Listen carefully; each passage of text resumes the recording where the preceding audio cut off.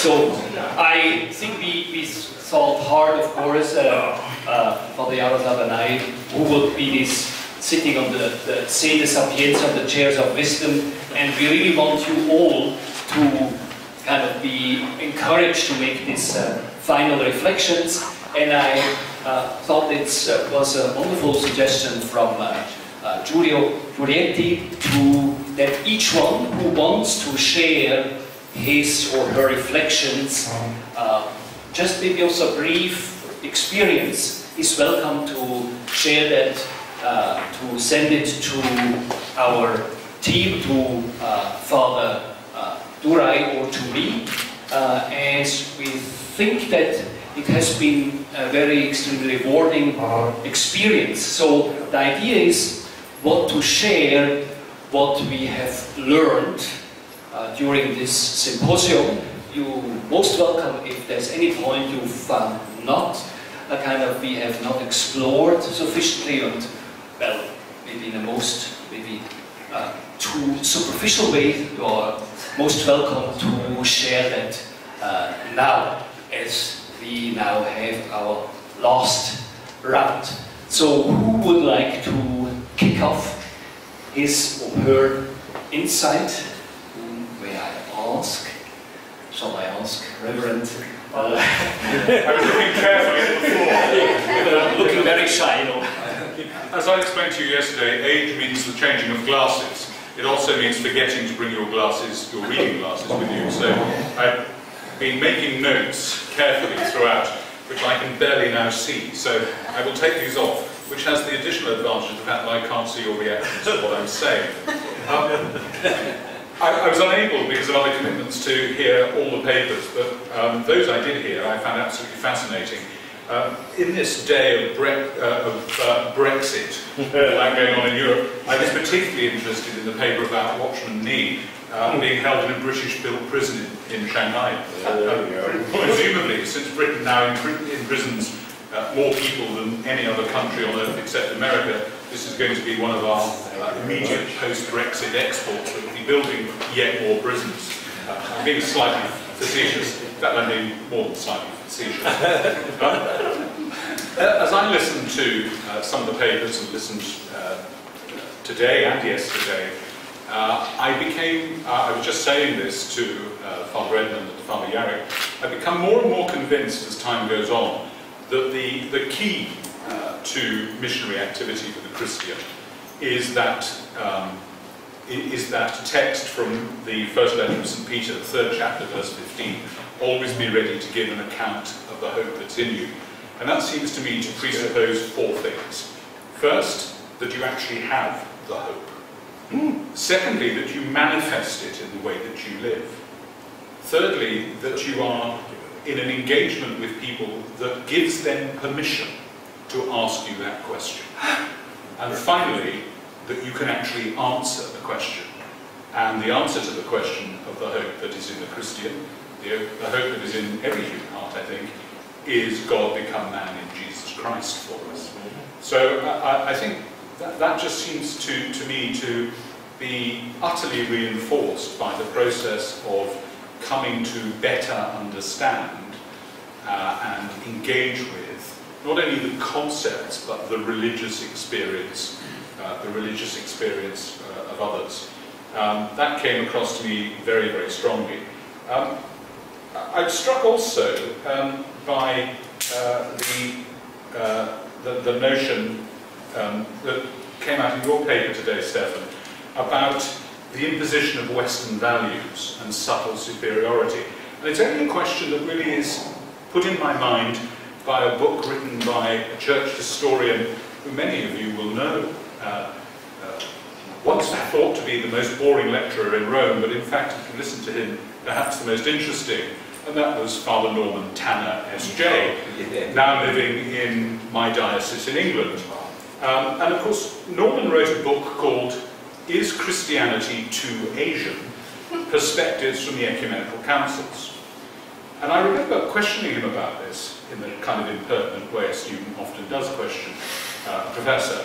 And he said to me, what I want people to recognise is that Europe is not European. Europe was changed by Christianity.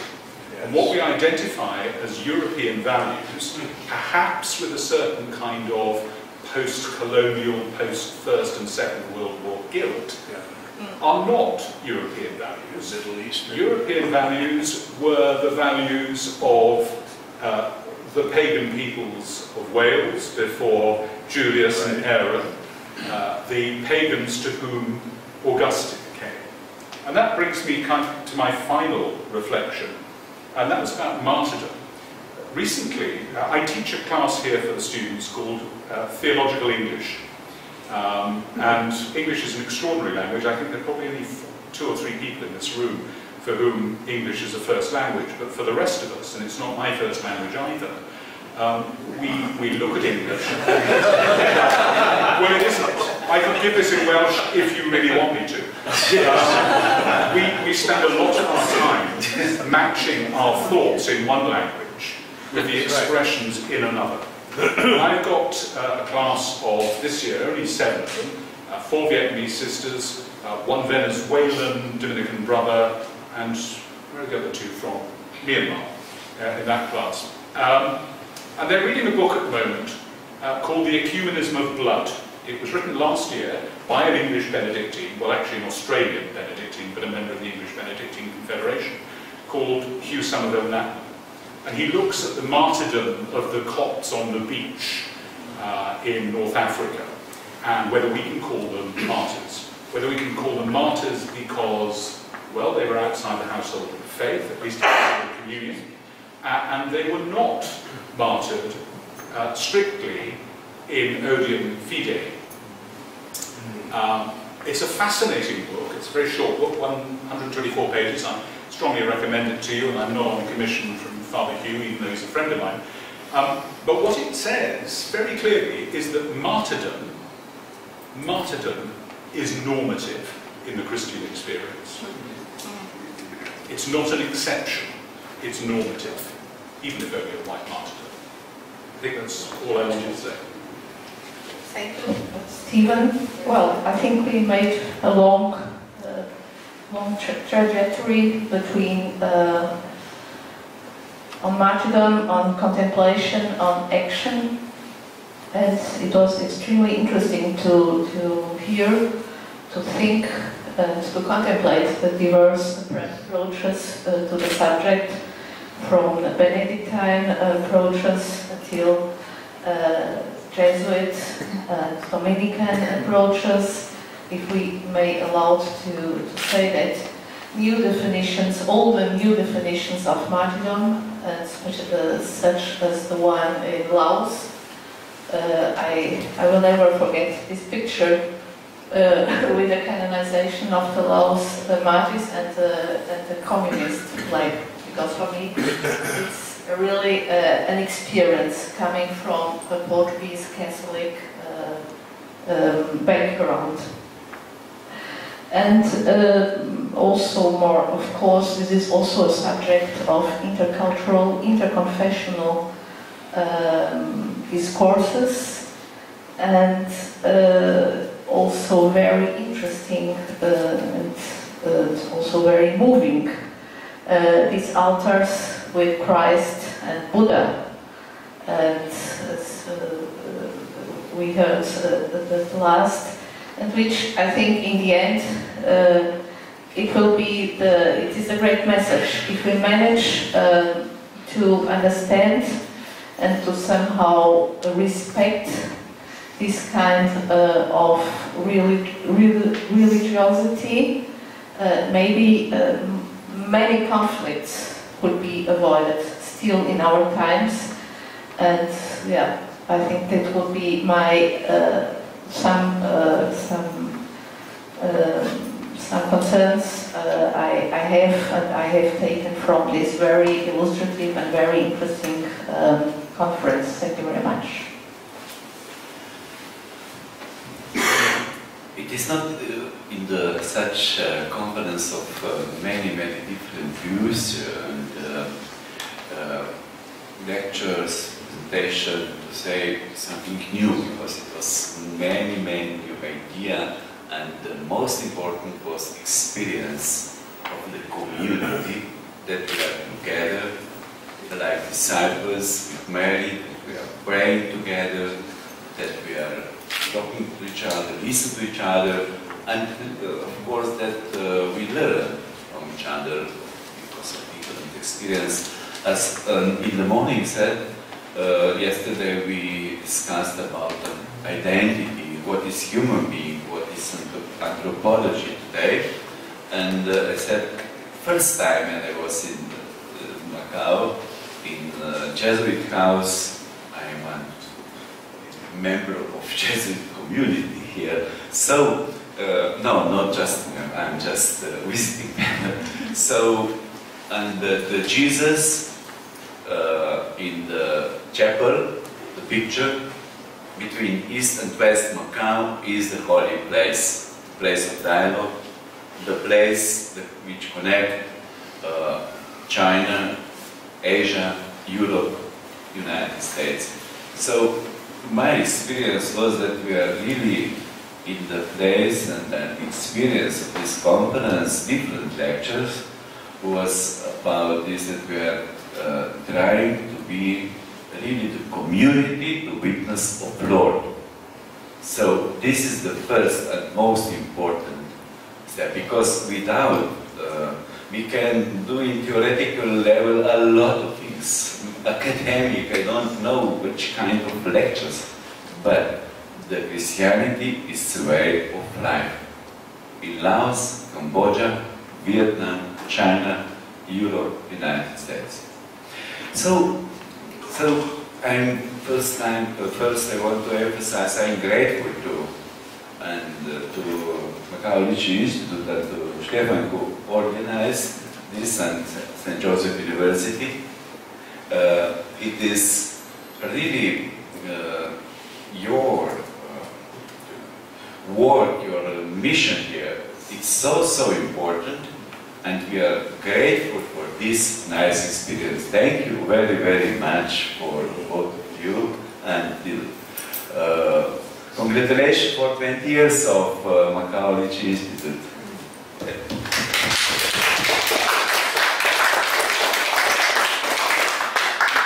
And when we celebrating, it was, my experience was that we are now in the Mountain Tabor.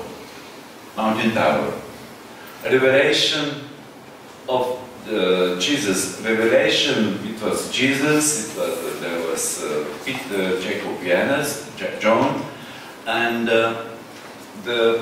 one of the first idea of me was the beauty of Jesus, the beauty of infinite.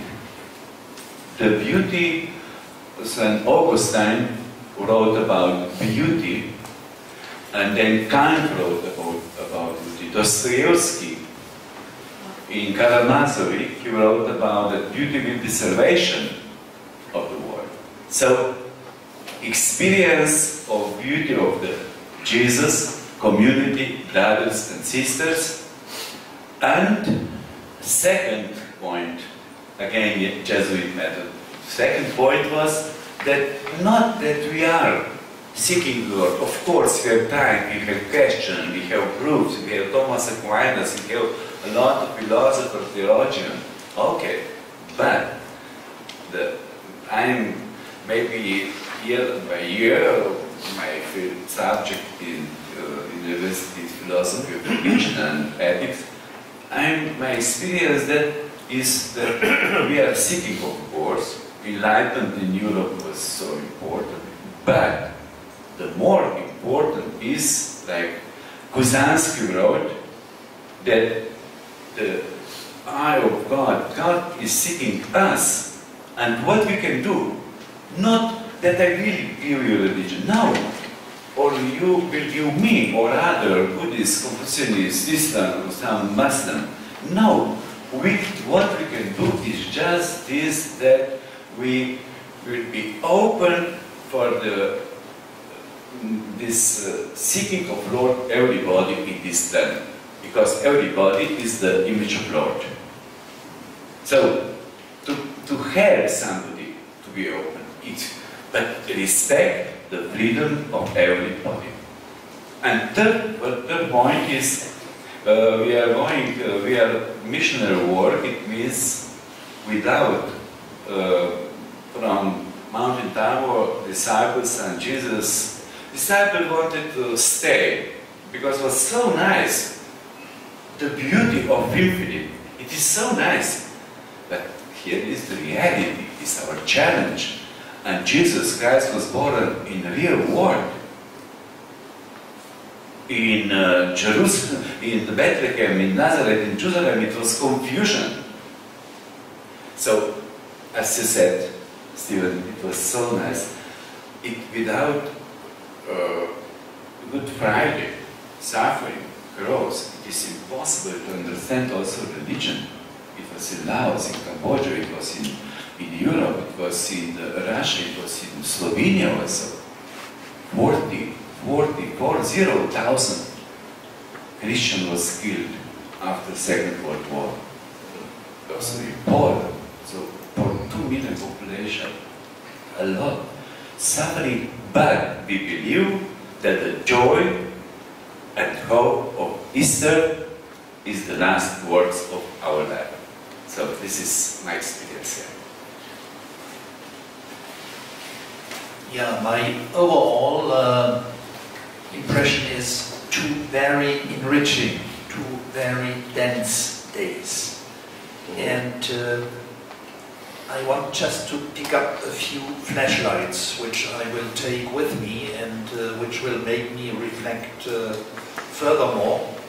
First of all, I want to remember what Olivier told us yesterday, that 35 Jesuits lost their lives in prisons and in labor camps in China. What suffering, what they were proven, and I think there are many more. I don't only want to remember Jesuits. This impressed me deeply. Second, I was deeply impressed by my young Chinese Jesuit companions, and I was deeply moved by PG's presentation of the Jesuit martyrs of El Salvador yesterday in one of our groups. For me, this is something exceptional, that the Jesuit martyrs from El Salvador touched the heart and the faith of a Jesuit companion here in China. And it brings me already to my theological reflection on martyrdom, that it's universal good, and it's universal testimony. It goes to the heart of Christian faith, and for me this means to give up one's life for one's friends out of love.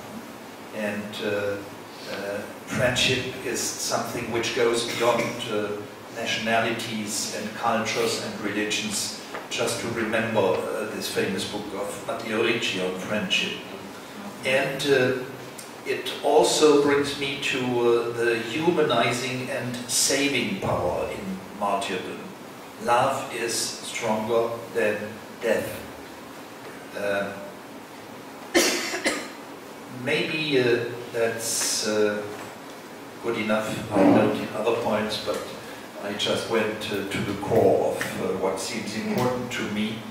And just to think loudly also theologically on martyrdom, the classical understanding is, first of all, the life given up by hatred of faith. Second, to do it freely, not to be forced. Thirdly, to do it in an attitude of non-violence. And I think what this symposium, from different point of views, added, that there is also martyrdom out of hatred of justice, odium justitiae.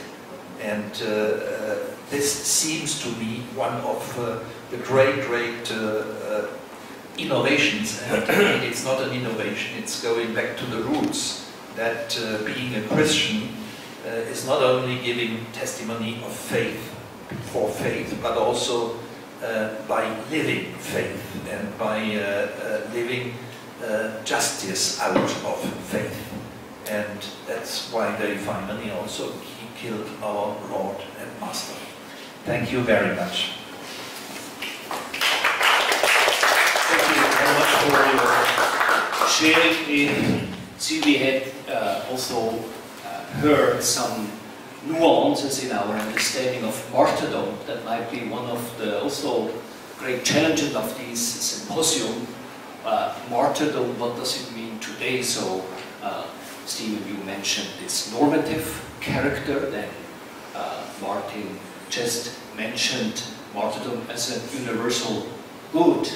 So, would anybody maybe also like to share in reflecting on some of these papers? And also we appreciate our respondent.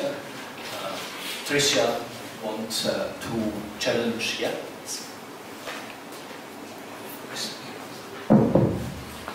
This is an observation that is linked to the last minutes of a former session. We have been speaking about contemplation, mission, and martyrdom, and we end in speaking about spirituality. It seems to me that by contemplation we were dealing with spirituality. And in spirituality, I think we should pay attention to an anomaly in the recently, not so recently because it was during the pontificate of John Paul II, but the Catechism of the Catholic faith places prayer in an appendix. I've been teaching Catechism for 25 years to college students, and I spent a lot of time initiating them to what is prayer. It is essential for faith. I think also it is a basis on which mission is built, and martyrdom takes strength. So this is just an observation. It is not an evaluation by the symposium, but I think we have to pay attention to that. Thank you.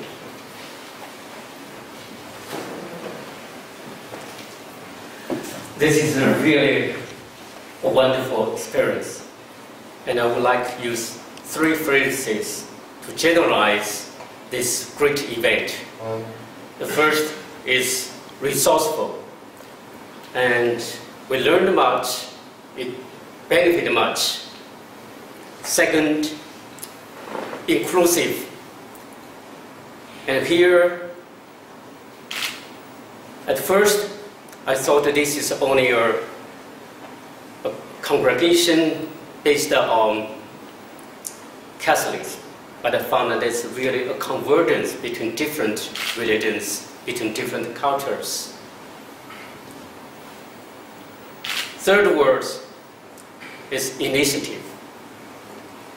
And this event calls our action to go forward, to engage, and to devote, so that for the goodness of the governance internationally, nationally, and internationally. And finally, I would like to express my sincere thanks to Macau Ricci Institute. Thank you for your invitation, thank you for your good service, and thank you for making us getting together. Thank you very much.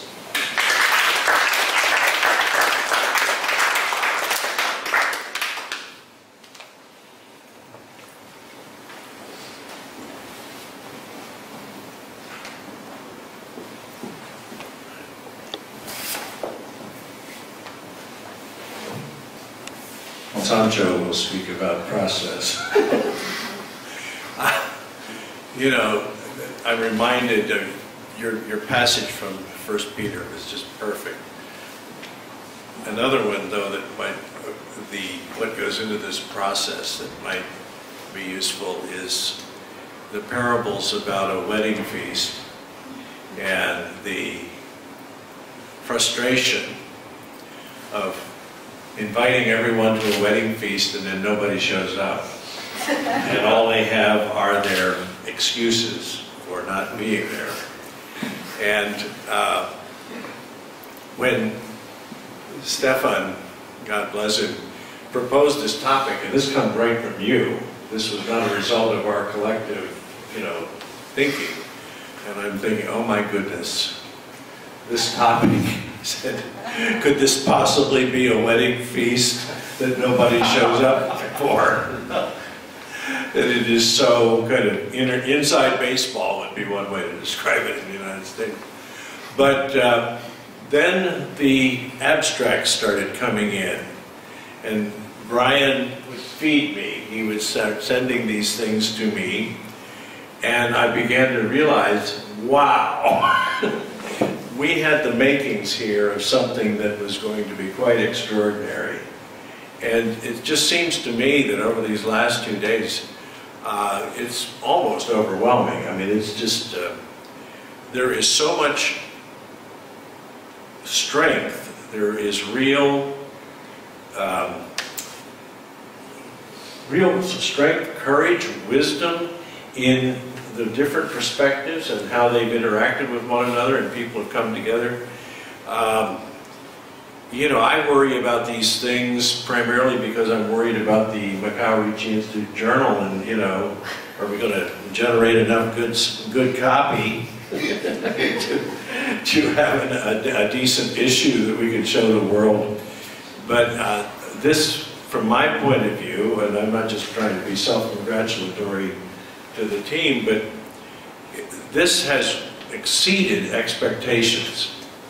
In all three of the dimensions that we've spoken, that we've explored here, I think we've all learned new things and have come to grips with things that we might not have wanted to touch. I mean, for example, I did a paper on Bonhoeffer, which then took me back to things that I was concerned about in graduate school, and so in some ways that was interesting to me personally, but it was also easy existentially.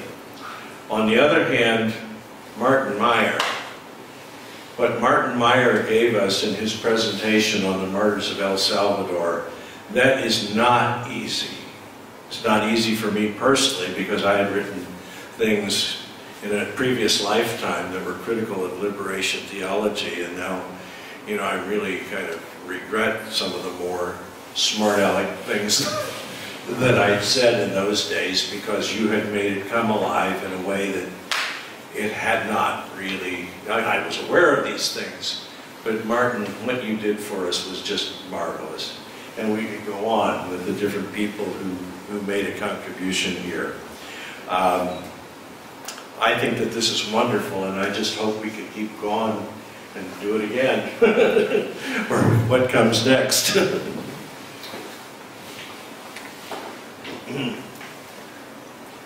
Would anybody from the panel like to react further, or anybody else share his or her? Maybe I just want to point to one thing which for me is especially enriching: the encounter East-West. And Macau historically is a focus area in this, and I felt it also during these days. I felt it 13 years ago when I was privileged to participate just as a participant in a symposium on the Jesuit missionaries in Japan and China in the beginning. And it was for me, and I do not say it just to make you a favor, it was for me one of the most enriching events I could participate in decades. So being here in Macau again, for me this is moving, and it's something very special.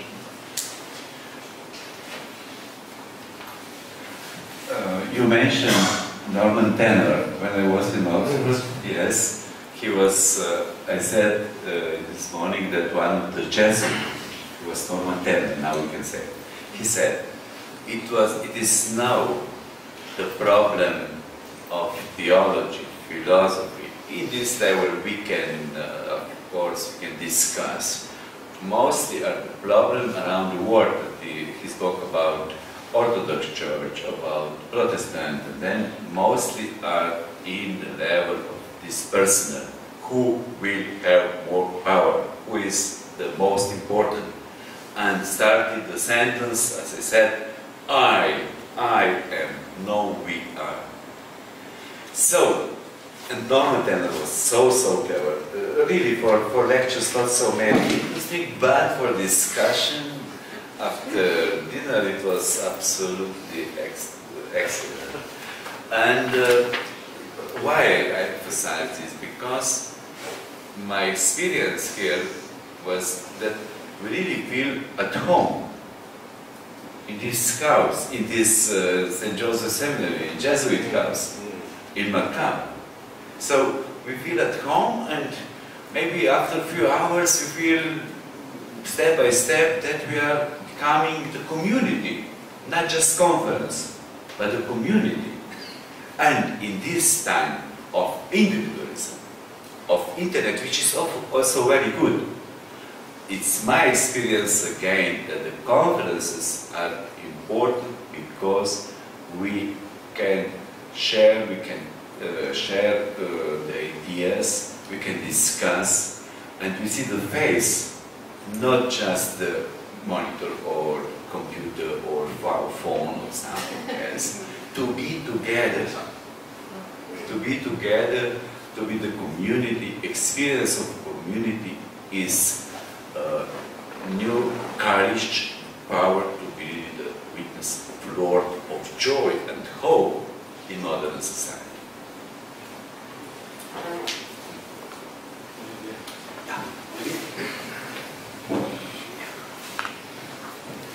I share only a little bit.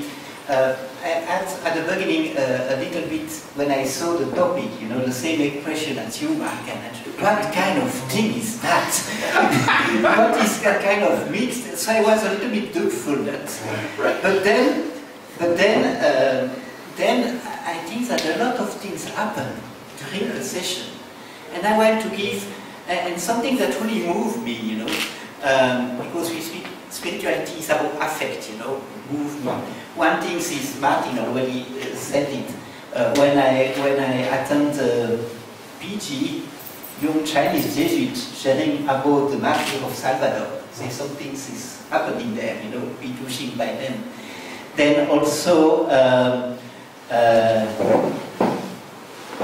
Joseph here, with from Protestant background, you know, he said that he learned a lot to understand better deeply the Catholic spirituality.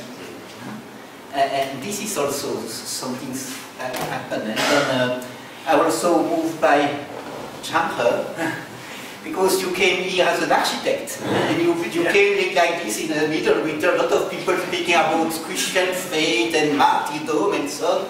But you said to me that you learned a lot here, as a Chinese coming here to speak about architecture, you know.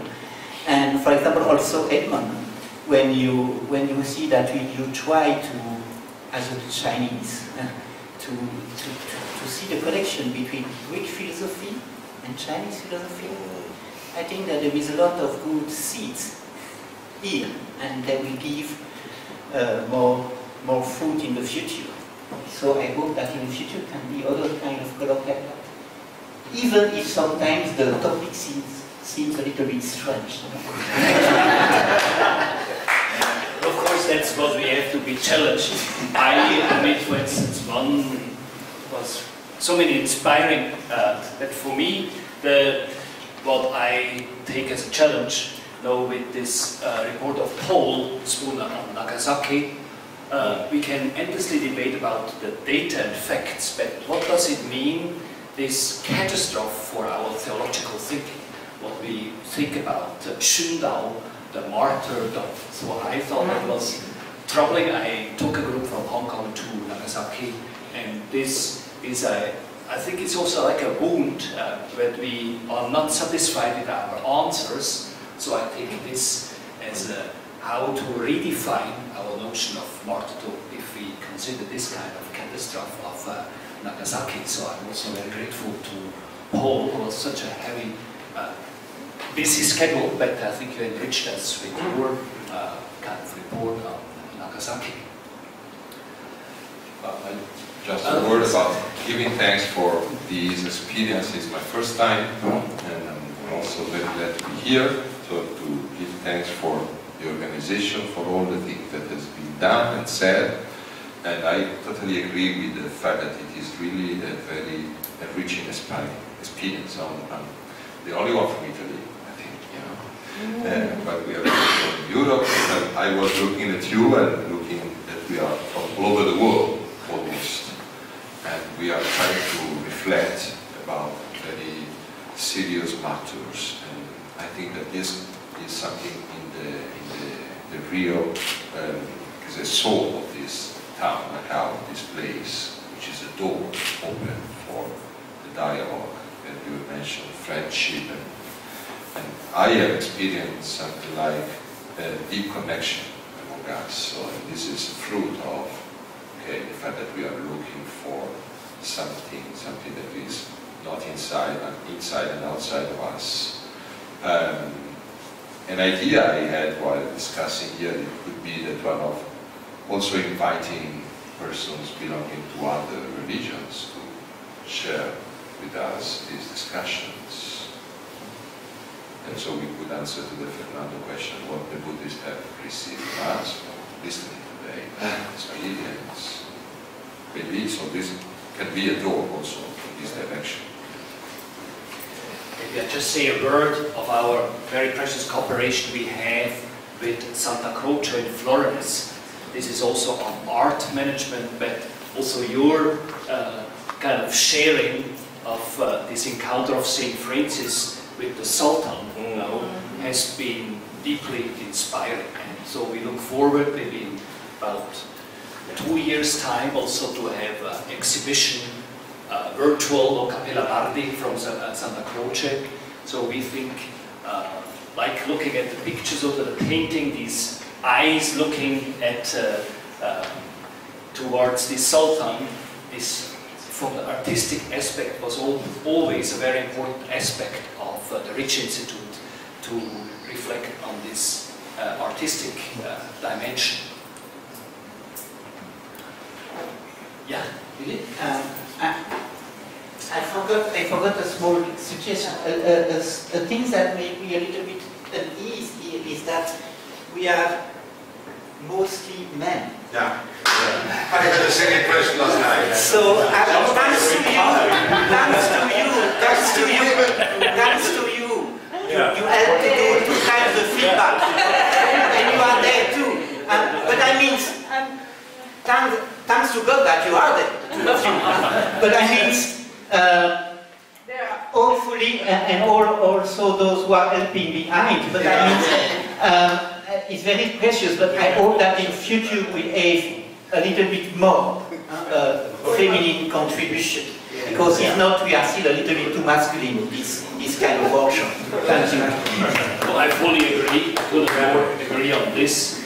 And also, I think self-critically, of course, we always say lay women and so, but I also think self-critically we have neglected also, especially religious sisters, to invite them.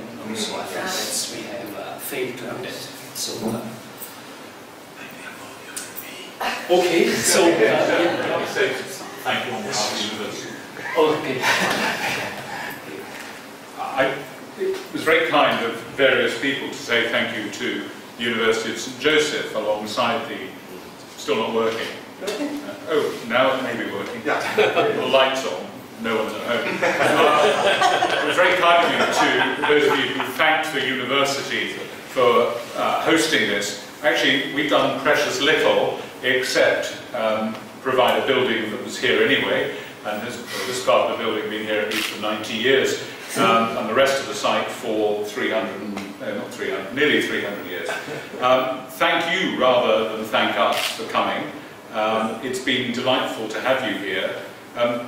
In saying that we provided nothing, we did of course provide Father Edmund from our faculty, and actually Father Yarrick from our faculty too.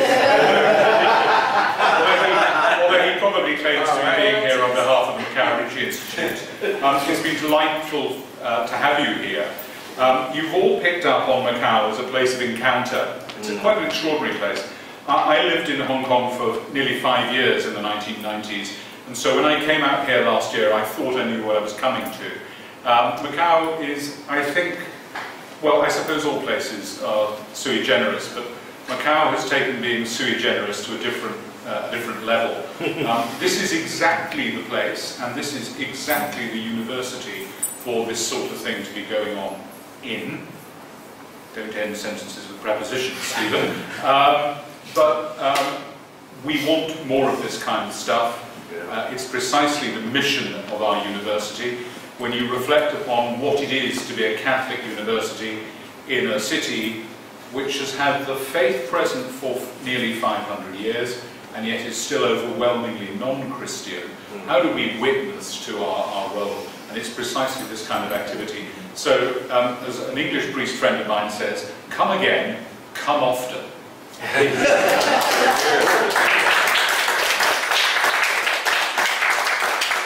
I think that is a very most appropriate concluding remark, and the only thing really I could thank also, of course, our colleagues, especially Olivier from the Maier Sj Institute, and all the you who contributed so strongly to the success of the blessing of this symposium. And you will forgive me to thank again also our great team. Let them give a